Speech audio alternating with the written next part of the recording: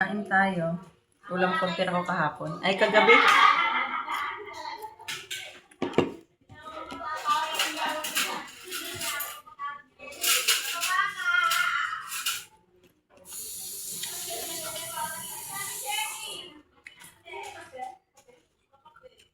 Wala na sili dyan ano, te?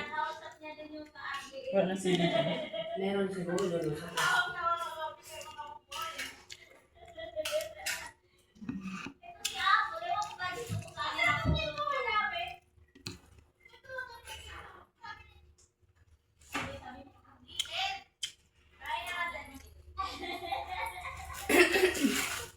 Gusto ka yun? Kinaan.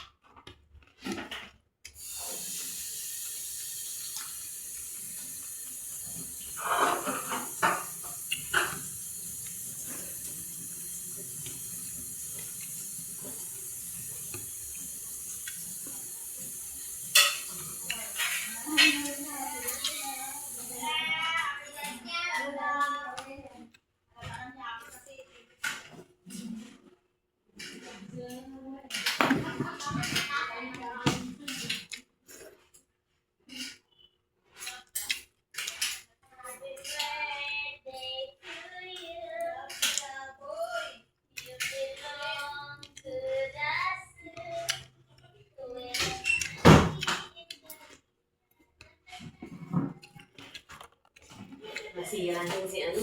Mm-mm. Hindi ka mag-boring kasama. Masiyahin talaga siya. Kaya gusto kasama ng si ate eh.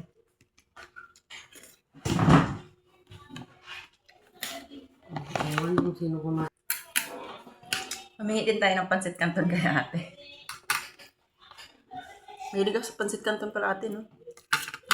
Ako din. Oo nga pala, ako sa usawan na. Hmm? Ako sa usawan na may bawang.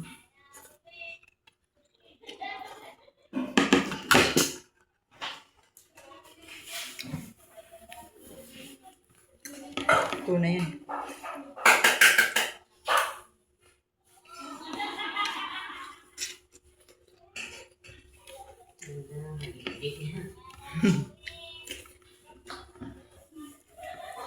Kuha kang konting kanin.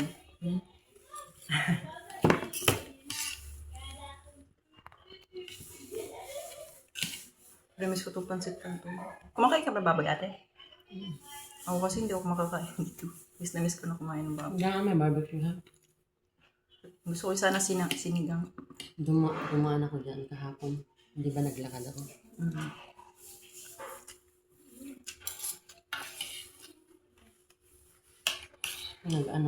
Nag-barbecue ako. Babal eh. Kasama kasi tayo ditong ano.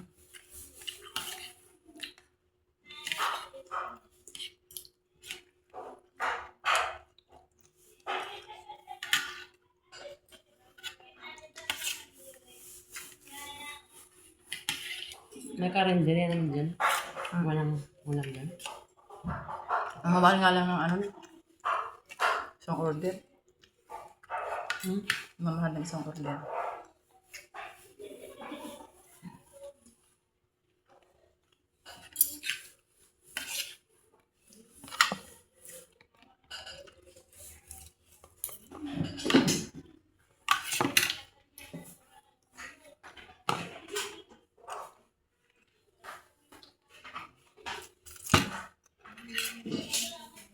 Hindi ako makontento po kumain pag walang sili.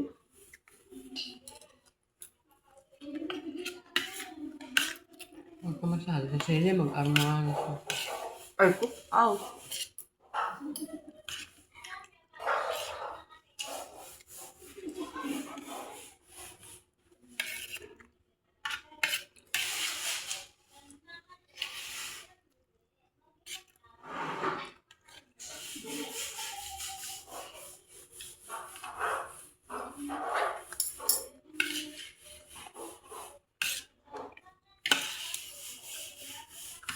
Dito lang ako nagno-noodles. Ha? Dito lang ako nag-noodles. Sabi.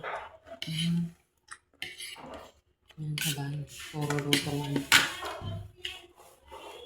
Nakapagpa-medical ka naman nata eh.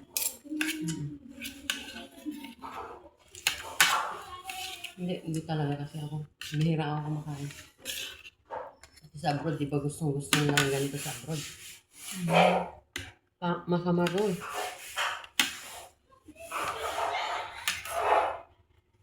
Oo nga no, yung mga ibang lahi, mahilig sa mga Pinoy. Hindi, yung mga Pinoy sa abroad. Ito lang ang pantawid. Gutom nila.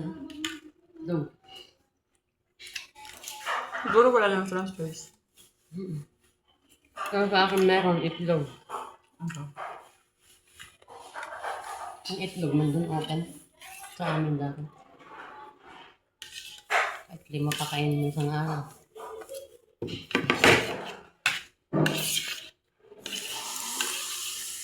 Hindi nawawala ng itlog sa rep.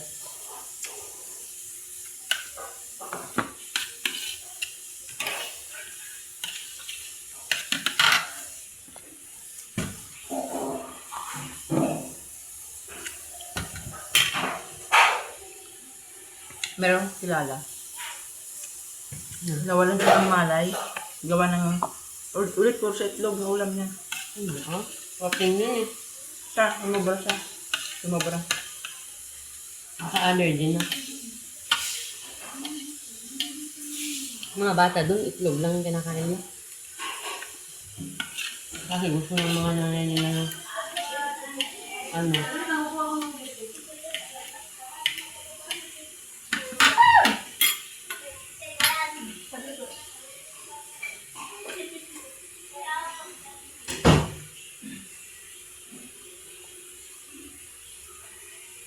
Ubus mo yun.